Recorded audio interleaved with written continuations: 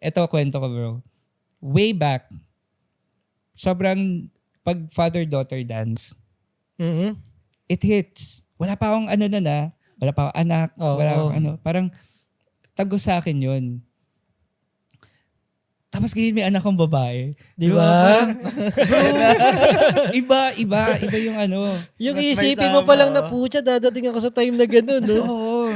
So, and also, syempre ngayon, may mga anak na ako, ganyan.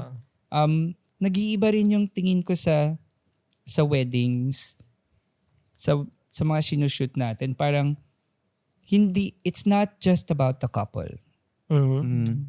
It parang, nag-broaden siya, nag-expand siya to relationships dun sa mga tao. Especially family. Families.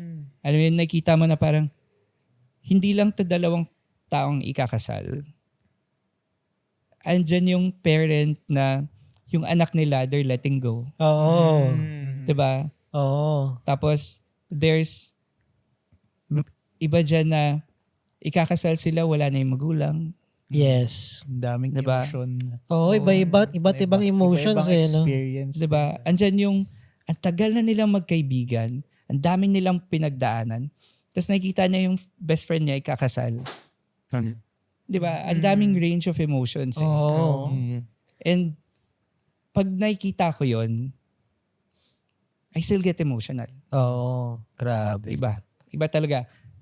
Sobrang blessed tayo na nasa industry tayo na, alam mo yun, parang di tayo nagtatrabaho eh. Yes. Pupunta tayo, Actually. magtatrabaho tayo, papunta tayo sa celebration. Oo. Di ba? Ang sarap.